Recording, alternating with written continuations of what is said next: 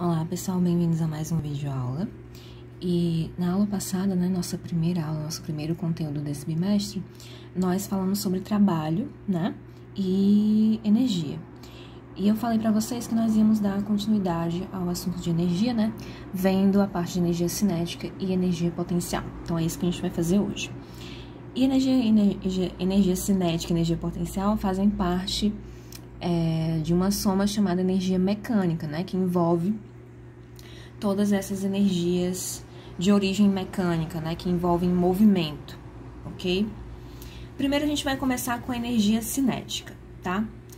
Então, o que ela fala, né, do que ela trata? Quando um corpo se movimenta com alguma velocidade, certo? Qualquer velocidade, sendo ela maior do que zero, podemos associar a ele uma energia de movimento, que a gente chama de energia cinética. Como eu falei para vocês, a energia cinética é a medida da quantidade de movimento de um corpo, né? É a medida de quão intenso é esse movimento ou quão fraco é esse movimento. Então, quanto mais intenso foi esse movimento desse objeto, maior vai ser a energia cinética associada a ele, ok? Como é que a gente mede energia cinética? Através dessa relação aqui. Então, energia cinética, que é medida em joules, toda energia é medida em joules, que é esse J maiúsculo aqui, tá? Vai ser igual ao quê? A massa desse objeto. Então, significa que essa energia cinética depende da massa. Quanto maior a massa, quanto mais massivo for esse objeto, esse corpo, maior a energia cinética que ele vai ter. E a velocidade ao quadrado. Significa que se a velocidade dele for, por exemplo, 1 metro por segundo, a cada 1 segundo ele anda 1 metro, uma pessoa caminhando, né? Eu vou usar 1 ao quadrado, certo? Se for 2 metros por segundo, eu vou usar 2 ao quadrado. E não apenas a velocidade aqui, tá? Tomem cuidado com isso.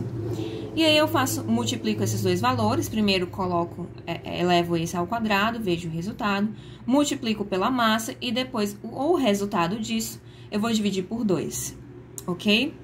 Essa é a minha energia cinética. É sempre por 2, professora, que eu preciso dividir? Sim, sempre por 2. As únicas variáveis aqui são a massa e a velocidade, e elas são diretamente proporcionais à energia cinética. Quanto maior a massa, maior a energia cinética, e quanto maior a velocidade, maior a energia cinética também, certo? Então, eu desenhei aqui uma bolinha em movimento para vocês entenderem que essa energia cinética está associada ao movimento, e cada momento desse movimento, né, em cada etapa desse movimento, se ele variar a velocidade, a cada variação eu tenho uma energia cinética nova atrelada a ele. Então, se ele tiver velocidade constante, ele tem uma energia cinética constante. Se ele variar a velocidade, ele vai mudar também a energia cinética, ok? Vai variar a energia cinética. Então, é justamente isso que a gente vai falar agora. É uma relação entre energia cinética e trabalho.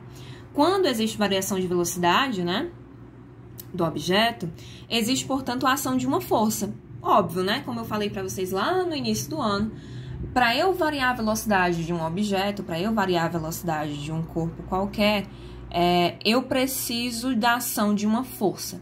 A única coisa que varia a velocidade é a ação de uma força, seja ela qual for, certo?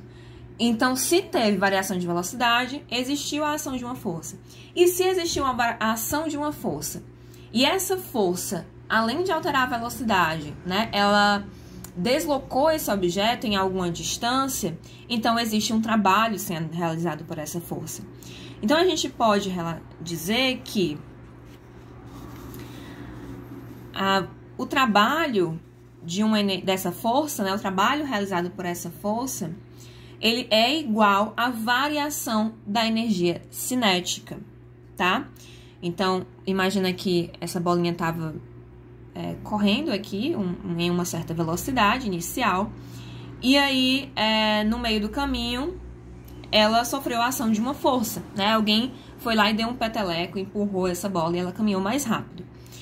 E ela chegou até esse ponto aqui, e ela tinha uma outra força, energia cinética atrelada a ela agora, porque ela tinha uma velocidade diferente, né? Diferente da velocidade inicial dela, uma velocidade maior.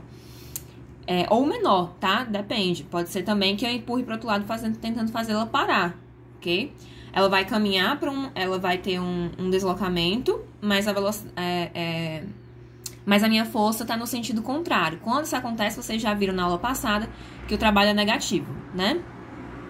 Então, para eu calcular esse trabalho realizado, se eu só tiver informação de energia, eu não sei qual foi a força, eu não sei qual foi a força aplicada, nem a distância percorrida. Mas eu sei a massa e eu sei a variação da velocidade. Eu sei a velocidade que ele tinha antes, eu sei a velocidade que ele tinha no final. Então, eu também consigo calcular o trabalho através da subtração da energia cinética final, que ele tinha lá no final, menos a energia cinética que ele tinha aqui no início, tá?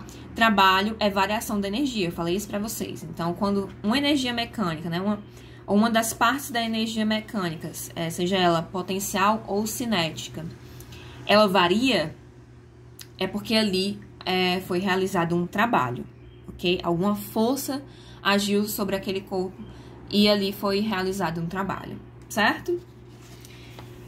Bom, energia cinética é basicamente isso. Vocês vão usar tanto essa expressão para calcular a energia cinética. E aí, essa daqui, vocês calculam primeiro essa, para depois substituir aqui, né? Obviamente. Então, isso daqui é extremamente importante. No segundo ano, vocês vão ver bastante isso aqui também, tá? Eu diria que é um dos assuntos mais importantes do ano letivo. E aí, existe a energia potencial, certo? A gente chama de energia potencial a energia que está armazenada no sistema, esperando, entre aspas, né, para ser convertida em energia cinética ou trabalho.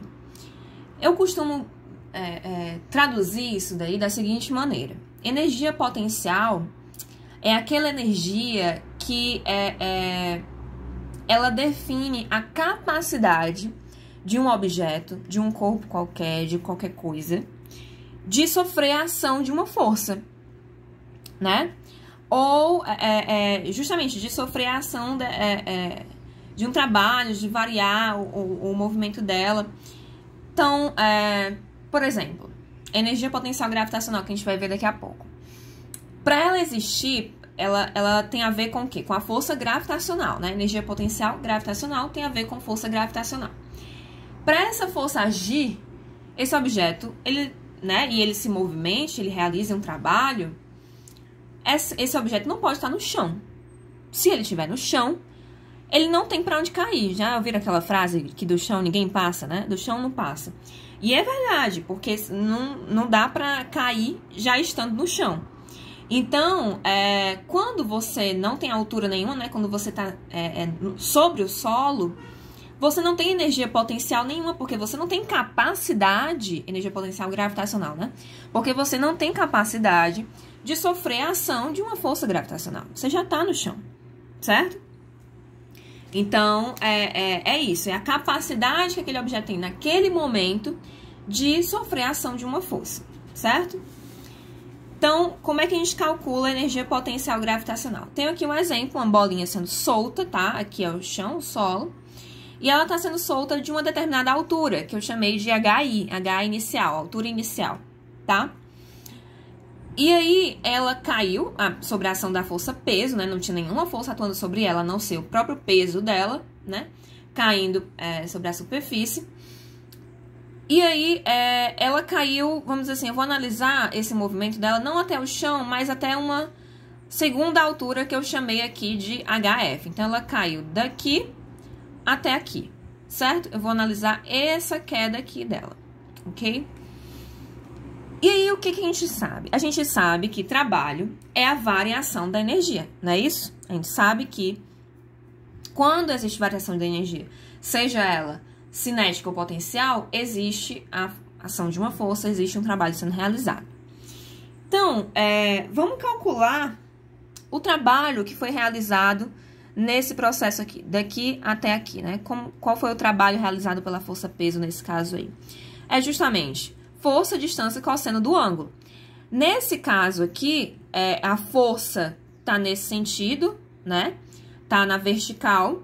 E o deslocamento também tá na vertical. Quando isso acontece, a gente sabe que o cosseno o ângulo é 0 e o cosseno de 0 é 1, certo? Então, nesse caso aqui, né, quando a força está no mesmo sentido do deslocamento, o cosseno de 0 vai ser igual a 1. E qual foi a força? Força peso, né? P. E o deslocamento foi justamente a diferença, né, entre essa altura toda inicial e essa altura final. Se eu subtrair essa altura final dessa altura inicial, eu vou ter justamente a distância que ele percorreu. Então, vai ser a altura inicial menos a altura final igual à distância percorrida. E cosseno de 0 eu já te falei que é 1. Mas quem é o peso, né? Peso, pessoal, nós já vimos, é igual a massa vezes a aceleração da gravidade. Então, onde tem P, eu vou escrever massa vezes M vezes G, né? Massa vezes a aceleração da gravidade. E aqui a distância permaneceu a mesma. Quando eu tenho uma subtração, uma soma entre parênteses e uma multiplicação aqui fora, significa que eu posso fazer aquela velha regra distributiva, né? Lá no meu chuveirinho, eu vou pegar essa parcela toda aqui, que é uma multiplicação, e vou multiplicar tanto pelo primeiro termo aqui entre parênteses, quanto pelo segundo termo. Então, vai ser mg vezes h1, menos, repete o sinal, mg vezes hf. Que foi o que eu escrevi aqui, ó, mg vezes h1, menos mg vezes hf. Pessoal, eu sei que o trabalho é justamente o quê? A variação da energia. Então, se aqui eu tenho uma variação, eu tenho uma subtração, variação, subtração, certo? Se eu tenho uma subtração, eu posso dizer que esse termo é a minha energia potencial inicial, porque aqui eu estou falando de uma altura inicial, e esse termo é a minha energia potencial final. Então, o trabalho realizado pela força-peso, nesse caso, vai ser energia potencial inicial e energia potencial final. Então, eu posso dizer que a energia potencial, né, eu posso generalizar, e eu posso dizer que a minha energia potencial é calculada dessa maneira. Muito simples, tá, gente? É só uma multiplicação. Eu vou multiplicar a massa pela aceleração da gravidade, pela altura em que o objeto está naquele momento.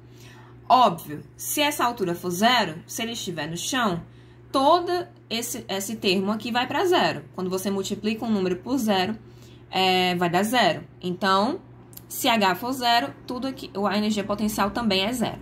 Mas se H tiver qualquer valor maior do que 0, eu vou multiplicar pela aceleração da gravidade, pela massa, e vou obter a minha energia potencial gravitacional, que, assim como qualquer energia, é medida em joules, tá?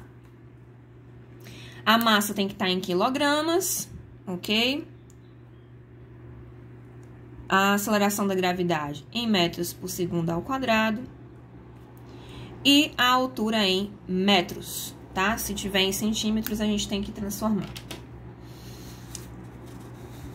Bom, assim como a energia cinética, né? Eu falei para vocês que trabalho vai ser igual à variação da energia potencial também.